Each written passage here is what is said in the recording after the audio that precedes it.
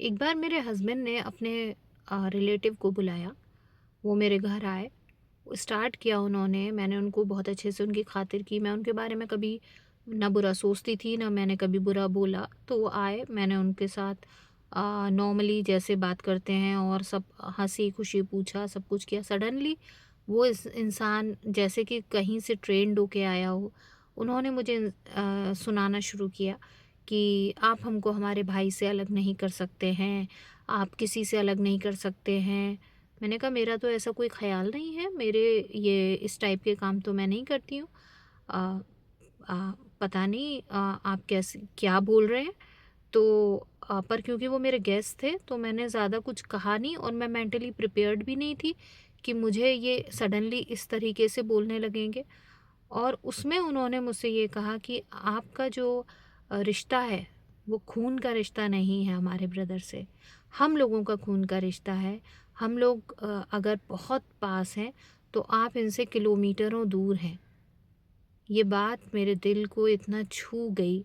और मेरी शादी को शायद 27-28 साल हो गए हैं। मुझे इतना इंसल्टेड फ़ील हुआ क्योंकि जो मेरे हस्बैंड थे, वो चुपचाप नज़र झुकाकर एक स्पाइनलेस पर्सन की तरह बैठे रहे और उन्होंने एक बार भी कुछ नहीं कहा। जबकि मैंने शुरू से बहुत ज़्यादा अपनी स्ट्रगल किया क्योंकि शुरू में मेरे हस्बैंड जॉब नहीं करते थे। 8-9 साल तक मैं किसी तरीके से जैसे ही आई, उसके बाद मैंने सब कुछ अपनी सैलरी से। और उस दौरान मैं प्रेग्नेंट भी हुई, प्रेगनेंसी भी थी, मुझे पढ़ाई भी करनी थी, तो मैंने अपनी पढ़ाई भी की। मतलब बहुत ज़्यादा स्ट्रगल करवाया मेरे हस्बैंड ने। और अगर मैं एक-एक दिन को याद करूँ तो वो बहुत पेनफुल दिन हैं और घरवालों ने तो टॉर्चर किया ही, साथ में जितना वो कर सकते थे। कोई हेल्प नहीं किया, किसी भी तरीके से कोई हेल्प नहीं किया। मेरे अपने पेरेंट्स, अपनी मेरी जो मदर थीं, उन्होंने मुझे हेल्प किया।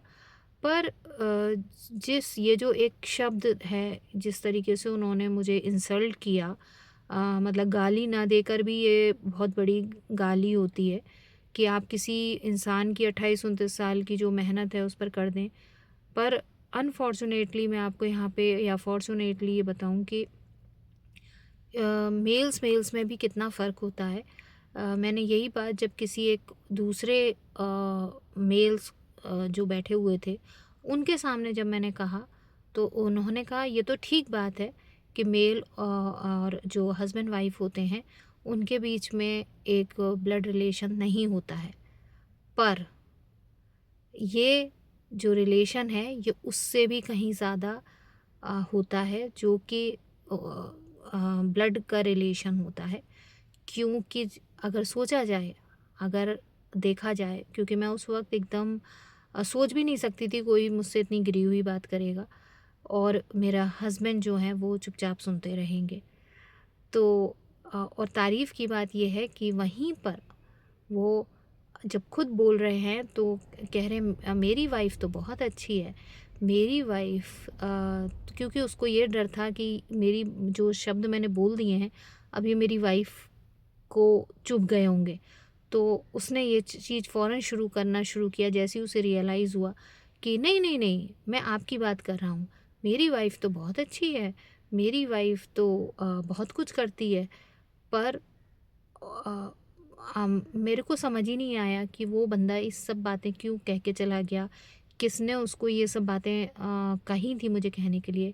पर अल्टीमेट एंड ये है कि आपको कहीं पर भी इंसल्ट कर दिया जाता है और इस इंसल्ट के लिए किसी को ये चीज़ आपसे एक्सपेक्ट किया जाता है कि आप इस बात को चुपचाप बर्दाश्त कर लें और भूल जाएँ।